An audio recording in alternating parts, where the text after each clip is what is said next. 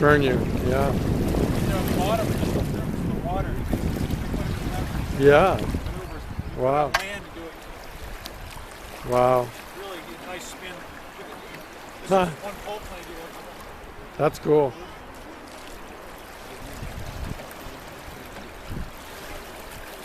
And then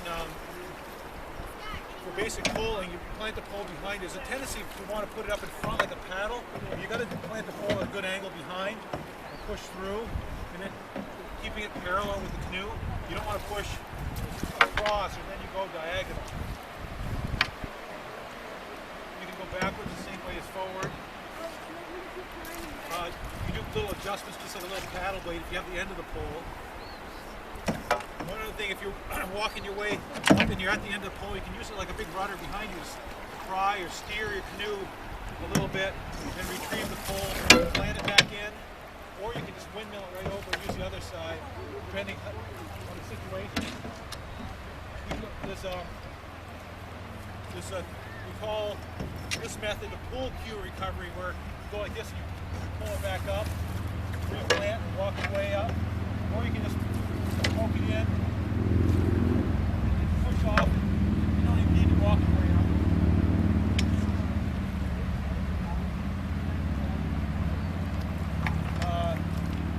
The windmill can be done on the same side, like you can windmill right over, just put the pole right back in, roll it over, or you can windmill over this side if needed, if it's an advantage. To pole on the other side sometimes. I noticed that. When you're going downstream, say it's called snubbing when you go downstream.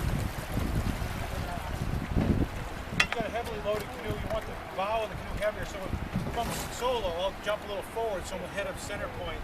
And put the pole up in front, off to one side, so be careful not to go shish kebab. Off to the side, and it's a little snubby, you can pull on either side, slow your canoe down, or you can pick your way, go back up, and you can literally go anywhere with the canoe. As long as you keep the pole off to the side like this and resisting your forward momentum. If you want to just propel yourself forward downstream, you can go back to center, just push it forward like you would upstream. Gotcha. And you can use, again, that pole, pry it off a little bit to the left or to the right. And after a while you get used to using the pole. Your key is not to get stuck in kayak position in the middle. In very deep water, believe it or not, you can actually, if you have deep enough water, you can use like a kayak paddle and actually get going. There's enough resistance to the pole, you can actually propel the canoe pretty good. If it's really deep, you just can't touch bottom. But the key is freeing your hands up and don't get stuck in this position. Here, you want to get baseball bat position, both thumbs pointing the same way when you have the pole, and use it like this. You don't want to get stuck kind of going like this necessarily. With both thumbs go opposing. You just reach up, keep the hand up high there, set the pole and push on through.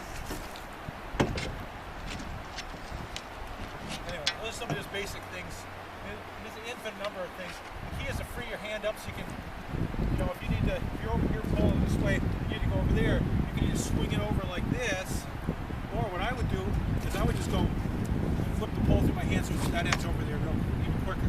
Rather than making the pole travel, use the linear length of it to slide through your hands and kind of get used to juggling it a little bit. Nice. And just freeing yourself up. Feet are just little toes at the chine, just feeling the curve of the canoe down there. And you can step back and forth. And when you're in the canoe, when you have the pole, it's like a tightrope walker. You have stability, even if it's not touching the bottom. This gives you something to hold on to. It's better than not having anything. It really feels comfortable. But as soon as you put that on the bottom, you have so much stability. It's like getting an extra point of contact. It gives you security once you get used to it. You see I'm standing a little bit like how I might be skiing, a little bit athletic, not like rigid in the legs and bending at the waist, light in the knees. It's a matter of working the efficiency. Sometimes I'll drop a little bit down like that to let my body's weight come down. Use my weight to help propel it forward, rather than my arm only.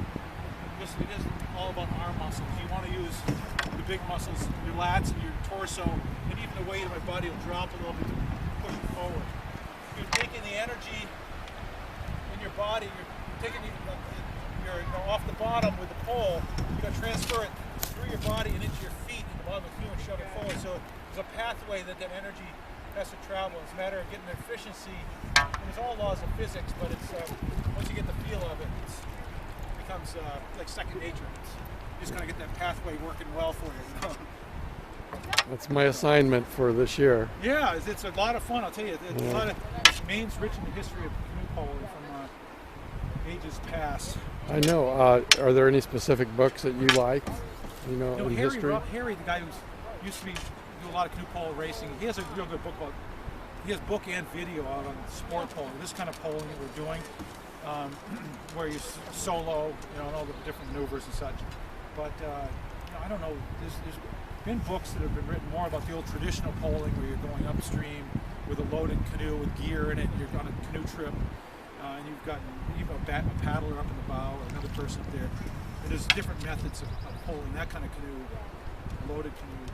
Yeah. With traditional than it is sport polling. Sport polling, you're standing square to the canoe, even across. And traditional paddling, you wait to the back end of the canoe in your diagonal stance. Because the canoe gets narrow at the end. You've got a load in the front, and you're standing, and you're working more or less off one side, and you're doing all your polling off one side, and you're working more with pool cue recoveries rather than windmills. And if you need to pole on the other side, you switch feet position or foot position, and then you pole the other side a bit. But generally, you work off one side of the canoe, back in the narrow spot behind, with that in that situation. That makes sense. Yeah. And I see. Sport polling is more square. And when I first started doing it, I had done a lot of traditional polling. I hadn't done the sport polling, so I had to get used to this square stance in the middle of the canoe and what it could do. But even as a kid, we did a lot of canoe trips. So Father would bring us on trip. We'd take 3 weeks out. We'd pole up the rivers with our loaded 20-foot canoe or whatever. A lot of miles of that before I ever was in any races. Yeah. I'd race my brothers and up the river, just poling our big heavy canoe. So I kind of grew up doing that. And then the balance I got from my ski racing career. And it all kind of made it sense that I'd take to polling, this kind of polling, because it's because of the background I had doing all this stuff. So I kind of stayed. See, I'm going to be challenged a little bit because my balance is like my worst. You'd be surprised, I think, just once you get out there in the easy water for a bit, you'd be surprised how quickly you pick it up when you feel the pole in your hand. It helps a lot. Okay. And it's good for you. It'll help you develop your balance too. Yeah. You won't just get worse. You're going to get better with your balance. That's what a doctor said. Is that you can train your body to be. A lot of standing on one foot and stuff on things. Just walking on challenge yourself a little bit. Just getting in the canoe and doing that, or even your boat, will challenge you enough. You'll feel enough there. It should be helpful. So. Well, thank you very much. You're welcome. Yeah.